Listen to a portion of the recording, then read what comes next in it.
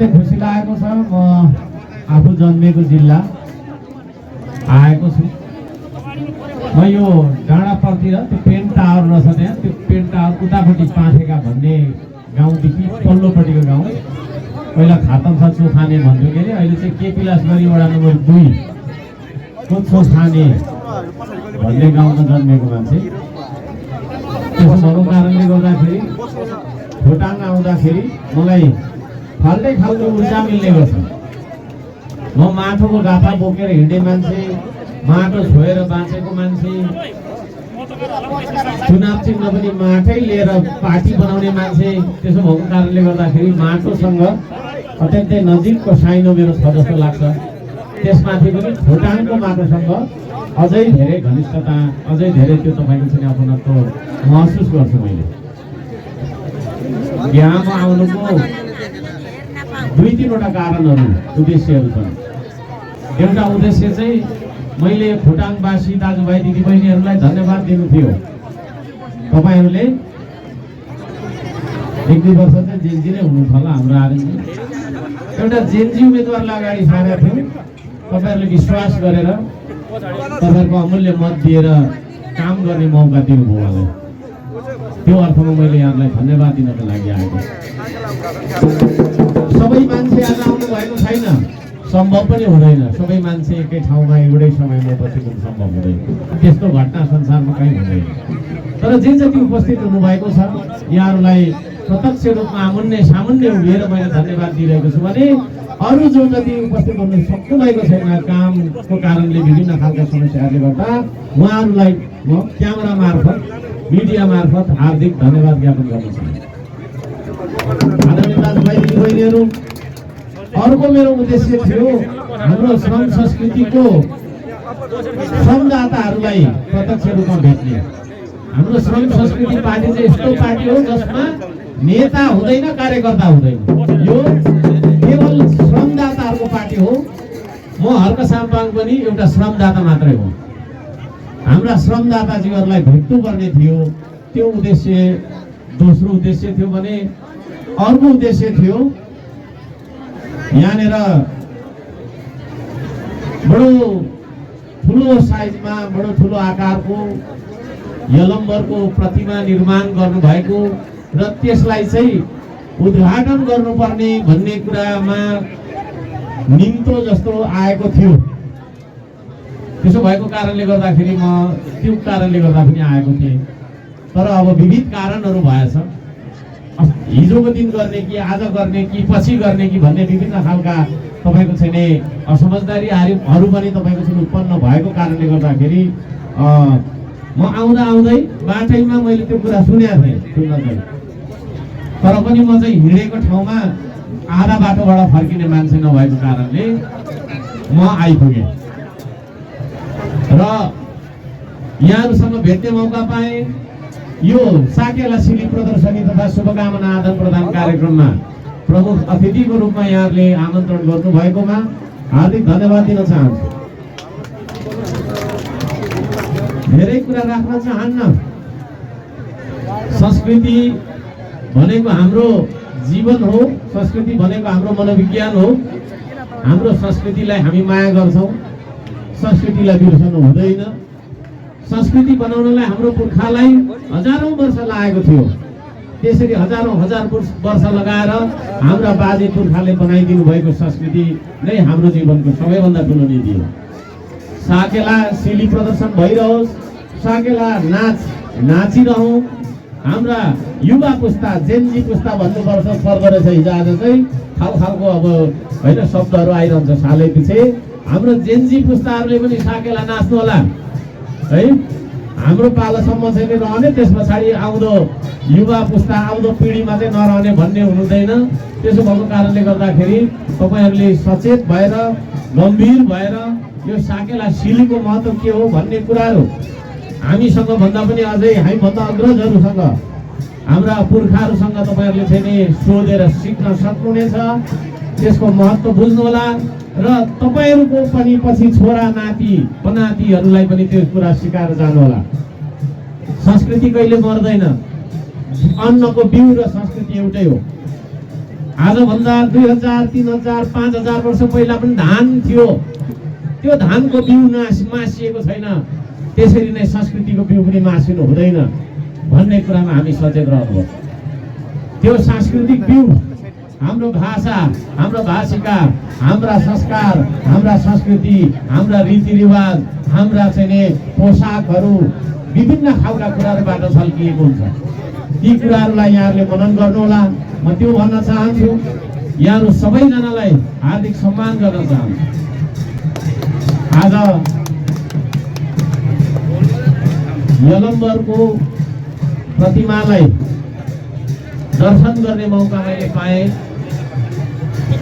अरूको लागि कहिले उद्घाटन हुन्छ मेरो चासोको विषय रहेन, तर मेरो लागि आज मैले मेरो लागि मात्रै, तर अरूको लागि नहुन सक्छ, मेरो लागि होइन, मेरो लागि उद्घाटन भयो, मेरो लागि भयो। भन्न चाहन्छु र यसरी चाहिँ बनिसकेको कुरालाई अब धेरै बासी पनि नबनाउनु होला। म सबैजनालाई भन्न चाहन्छु, यसको कार्यक्रम जे गर्नु छ त्यो कार्यक्रम पनि तपाईँहरूले छिटै गर्नुहोला। त्यो पनि म भन्न चाहन्छु। यो प्रतिमा निर्माण गर्नका लागि हाम्रो दाजु, अग्रज दाजु, उहाँले सोच्नु भएको रहेछ। सोच्नु एउटा कुरा हो, जीवनमा म भन्ने गर्छु सपना, सङ्कल्प, सङ्घर्ष र सफलता। एउटा सपना, त्यो सपनालाई पुरा गरी छाड्ने अठोट सङ्कल्प र त्यो सङ्कल्प अनुसारको सङ्घर्ष र सङ्घर्ष गरिसकेपछि मात्रै सफलता। त्यसले गर्दाखेरि एउटा के अरे सपना हाम्रो दाजुको मानसपटलमा, मनमा, दिमागमा उत्पन्न भयो, देख्नुभयो उहाँले त्यो सपना। त्यो सपनालाई एउटा सङ्कल्पको रूपमा अन्य दाजुहरूले, अन्य दिदीहरूले, अन्य अग्रजहरूले त्यसलाई एउटा सङ्कल्पको रूपमा धारण गर्नुभयो। त्यस पछाडि विभिन्न कालखण्डमा, यो निकै पहिलादेखि सुरु भएको कुरा रहेछ, विभिन्न कालखण्डमा सङ्घर्ष गर्नुभयो। बजेट थिएन होला है। अब नेपाल सरकारकै कुरा गर्दाखेरि नेपाल सरकारसँग पर्याप्त बजेट छैन भने दिक्तेल नगरपालिकामा चाहिँ बजेट पर्याप्त हुन्छ भन्ने कुरामा विश्वास त छैन। बजेट नहुँदै पनि विभिन्न खालका बाधाहरू, व्यावधानहरू भयो होला। यहाँ हाम्रो मान्छेको मन मिल्दैन, हात्तीको बल मिल्दैन भने जस्तो होइन, हाम्रो मन पनि कहिले मिलेन होला। तर ती सारा कुराहरूलाई मिलाएर त्यो लामो सङ्घर्ष पछाडि आज एउटा सफलता हाम्रो अगाडि उभिएको छ। यो सबै कुरामा जोडिनुभएका सपना देख्नेहरू, सङ्कल्प गर्नेहरू, सङ्घर्ष गर्नेहरू सबैजनालाई हार्दिक धन्यवाद दिन चाहन्छु। यी सारा कुरा मिलेर आज हामी सफलताको सामुन्नेमा छौँ। हाम्रो सामुन्नेमा सफलता उभिएको छ। म यहाँहरू सबैजनालाई सकारात्मक बन्नका लागि अनुरोध गर्न चाहन्छु। हामीले एकले अर्काको बाटो छेकेर देश बन्दैन, एकले अर्काको खुट्टा तानेर देश बन्दैन, एकले अर्काको विरोध गरेर देश बन्दैन। तर त्यसो भइरहँदाखेरि हामी मुर्दाको समाज पनि होइन यो भन्ने कुरामा हामी सचेत रहनुपर्छ। यदि अन्याय भइरहेको छ, अत्याचार भइरहेको छ, कोही कसैले चाहिँ तपाईँको हाम्रो आँखा सामुन्ने, हाम्रो तपाईँको जुन जानकारीमा रहँदै अन्याय गरिरहेको छ भने त्यो अन्याय गर्नेको विरुद्धमा आवाज उठाउनुपर्छ भनेर यलम्बरले भन्नुभएको जस्तो मलाई लाग्छ। यो प्रतिमा त्यसै उभिएको छैन। त्यो प्रतिमाले थुप्रै कुरा मलाई चाहिँ भनिरहेको म आभास गर्न सक्छु। ढुङ्गाको कुरा के हो, माटोको कुरा के हो, खोलाको कुरा के हो, हावाको कुरा के हो, प्रकृतिले के भन्न खोजेको छ, यही कुरालाई बोध गर्न सक्ने एउटा मनलाई मुन्दुमी मन भन्छ। त्यस्तो मुन्दुमी मन भएको मान्छे म आफूलाई ठान्छु। हामी श्रम संस्कृतिमा हाम्रो सिद्धान्त भने प्रकृति, संस्कृति र प्रविधि भन्छौँ। प्रकृतिले हामीलाई विभेद गर भन्दैन। अहिले यहाँ पानी पर्यो भने हामी सबैलाई भिजाउँछ। एकजनालाई मात्रै भिज्ने, अर्कोलाई नभिज्ने भन्ने हुँदैन। घाम लाग्यो भने सबैलाई त्यसले प्रकाश दिन्छ, न्यानो दिन्छ, अलिक चर्को भने सबैलाई गर्मी हुन्छ। त्यसरी नै राज्य सत्ता पनि सञ्चालन हुनुपर्छ भन्ने मेरो आग्रह रहन्छ। हाम्रो विचार हो त्यो। एकतर्फ चाहिँ हामीले माया गर्ने, अर्कोलाई विभेद गर्ने भन्ने हिसाबले चाहिँ देश चल्नु हुँदैन।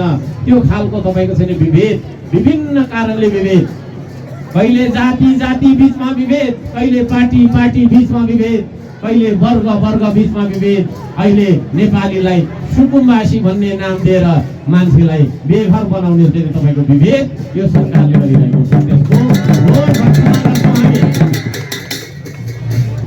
धनी र गरिब बीचको यो खाडल, धनी बुर्जा हुने र धनी बुर्जा नहुने बीचको खाडल है, जमिनदार र तपाईँको चाहिँ के अरे उसलाई सेवा सुसेवा गरेर बस्ने तपाईँको चाहिँ उसको कामदार बीचको खाडल, यी सारा खाडललाई फोड्नुपर्छ।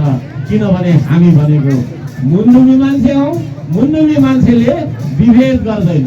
म यहाँहरू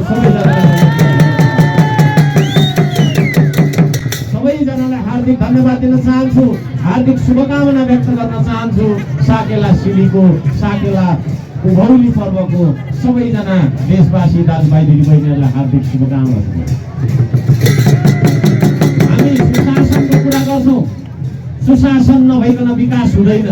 पहिला सुशासन चाहिन्छ, त्यस पछाडि विकासका कुराहरू आउँछ। विकासका कुराहरू त्यतिकै हुँदैन, सुशासन बिना त्यतिकै विकास आउँदैन। विकासको बिउ भनेकै सुशासन हो। सुशासनको पक्षमा हामी लडिरहेका छौँ, बोलिरहेका छौँ, काम गरिरहेका छौँ। विकासका पक्षमा पनि हामी कामहरू तपाईँको चाहिँ सरकारलाई गर्नुपर्छ भन्ने कुरा दबाब दिइरहेका छौँ, अनुरोध पनि गरिरहेका छौँ। जे गर्नुपर्ने हामीले गरिरहेका छौँ। एउटा प्रतिपक्ष दलले गर्नुपर्ने जति हामीले 100% काम गरिरहेको कुरा म यहाँ सबैजनाले जानकारी गराउँछु। हामीलाई नेपाली जनताले धेरै सिट दिनु भएन, जे दिनुभयो त्यसैमा हामी खुसी छौँ। तर जे जति सिट आए पनि यदि यो देश बेचिनु खोज्छ, यदि यो देश तपाईँको चाहिँ कसैले लुट्न खोज्छ, यदि यो देशमा अराजकता र तपाईँको चाहिँ लोकतन्त्र विरोधी गतिविधिहरू हुन्छ भने हामी जे जतिजना छौँ सदनमा हामी सशक्त प्रतिवाद गर्छौँ, सडकमा हामी प्रतिवाद गर्छौँ। हामी जहाँ जहाँ जे बोल्नुपर्ने हो नेपाली जनताको हितमा बोल्नेछौँ। भइपरिआएको खण्डमा सडकमा हामी चाहिँ प्रतिकार गर्न पनि पछि पर्ने छैन भन्ने कुरा पनि म विश्वास गर्न चाहन्छु। यहाँका अधुरा योजनाहरू भर्खरै हाम्रा आर्यनजीले भनिसक्नु भएको छ। थुप्रै योजनाहरू छन्। बालेनजी मेरो साथी पनि हो एक खालको, उहाँ अहिले सम्माननीय प्रधानमन्त्री हुनुहुन्छ। साथीको किसान नाताले म बालेनजी भन्छु, किनभने घरिघरि आई लभ यू पनि लेख्नुहुन्छ त्यसले गर्दा है। कतिको हिसाबले सम्माननीय प्रधानमन्त्रीज्यू भन्छु म। त्यो 100वटा डोजर हापाथालीमा मनोहरामा होइन, 1-2वटा डोजर भोटाङको बाटो भत्किएको बाटो खोल्नका लागि पनि पठाइदिनुहोस्। 100-150वटा डोजर त्यो काठमाडौँमा चाहिँदैन घर भत्काउनका लागि। एकातिर तपाईँको पहिरो गएर बाटो पुरिएको छ, त्यो बाटो तपाईँको खोल्नका लागि डोजर पठाइदिनुहोस् भोटाङमा 4-5। भोटाङे जनताले डोजरलाई सम्मान गर्नुहुनेछ, स्वागत गर्नुहुनेछ जस्तो मलाई लाग्छ होइन। काठमाडौँ त्यो तपाईँको चाहिँ उपत्यकाभित्र मात्रै नेपाल देख्नु हुँदैन। मैले पहिलो सदनको पहिलो बैठकमा पनि भनेको छु यो कुरा। भोटाङ पनि नेपाल हो, यहाँ पनि आउनु पर्यो है। हाम्रो गृहमन्त्री आउनु पर्यो, शान्ति सुरक्षाको व्यवस्था कस्तो छ भनेर प्रधानमन्त्री पनि आउनु पर्यो, यहाँ कस्तो के छ भनेर अर्थमन्त्रीहरू आउनु पर्यो। आउनुपर्छ कि पर्दैन है। हल्का साम्पाङ र उसको श्रम संस्कृति कस्तो खालको श्रम पार्टी हो त भन्दाखेरि एउटा सानो तारमा 8 वर्षको बच्ची महाकाली तर्दै गरेको डढाएर यसो नजानु खोजिरहेको आमाले जाऊ जाऊ केही हुँदैन नानी भन्ने हिसाबले आमाले पठाइराखेको त्यो दुःख देखेर रोएर त्यो गाउँ कहाँ रहेछ भनेर मान्छेको टोली 10 दिनसम्म खोज्न पठाएर खोजेर त्यो गाउँ पुगेर त्यो गाउँबाट रिपोर्ट लिएर आएर त्यहाँ पुल थाप्दै गर्ने समूह यो श्रम संस्कृति। भन्न चाहन्छु गफले देश बन्दैन। गफले देश बन्यो भने उहिले सिङ्गापुर जस्तो भइसक्थ्यो, उहिले स्विजरल्यान्ड जस्तो भइसक्थ्यो, तर कामले मात्रै पसिनाले मात्रै देश बन्न सक्छ भन्ने कुरा बुझेर पसिना बगाएर यो देश बनाउनु पर्छ। पूर्वको तपाईको इलामको मान्छेलाई पनि दार्चुलाको मान्छेसँग जोड्नुपर्छ, भुटानको मान्छेलाई पनि तपाईको मधेसको मान्छेसँग जोड्नुपर्छ भनेर देशव्यापी श्रमदानको अभियान चलाइराखेको पार्टी भएको कारणले यहाँहरूलाई पनि काम गरेर मात्रै देश बन्छ भन्ने विश्वास लाग्छ भने तपाईहरुले हाम्रा जिल्ला कार्य समितिका अध्यक्ष लगायत टोलीलाई भेटेर तपाईहरु पनि आउन सक्नुहुनेछ। आउनुहोस्, सँगै यो देश बनाऊ है, सँगै यो देशलाई चाहिँ उठाउनु पर्छ भन्ने आह्वान पनि म गर्न चाहन्छु। अन्त्यमा यहाँहरु सबैजनाले यति धेरै स्वागत सम्मान गर्नुभएको छ। स्वागत त्यसले गर्छ, सम्मान त्यसले गर्छ जो साँच्चै नै मनबाट सुन्दर हुन्छ। म आफू पनि खोटाङ्गे भएको नाताले रुखो बोल्छु, झुटो बोल्दिन। म रुखो बोलुला तर झुटो बोल्दिन, किनभने मेरो मनभित्र सुन्दरता छ। तपाईहरु पनि सबैजना सुन्दर मनका धनी मान्छेहरूले यति धेरै सम्मान गर्नुभएको छ। हार्दिक हार्दिक आभार व्यक्त गर्न चाहन्छु। यहाँहरु सबैजनालाई शुभकामना दिँदै, यो साकेला सिलीको शुभकामना दिँदै सधैँभरि हाँसिरहनु होला, मिलेर काम गर्दै बाँचिरहनु होला। एकले अर्काको खेत खन्ने होइन, बाँच्यौँ बारी खन्नुपर्छ हामीले। एकले अर्काको खुट्टा तान्ने होइन, कहीँ कतै झोलुङ्गे पुल छैन भने झोलुङ्गे पुलको लट्ठा तान्नुपर्छ हामीले। एकले अर्काको ढुङ्गा हानाहान गर्ने होइन, सँगै लाइनमा मिलेर ढुङ्गा बोकेर ढुङ्गा तपाईँको चाहिँ नि बोकेर हाम्रा भत्केका बारीहरूको डिलहरूमा पर्खाल लगाउन सकेको हौँ, यो देशमा निर्माण गर्न सकेको हौँ। यी सम्पूर्ण कुराहरूको हार्दिक शुभकामना दिँदै तपाईहरु सबैजनासँग भेटेर अत्यन्तै हर्षित बन्दै त्यो भावना सार्दै तपाईहरुको जय होस् भन्दै मेरो शुभकामना मन्तव्य यही अन्त्य गर्दछु। यहाँहरु सबैको जय होस्। सेवा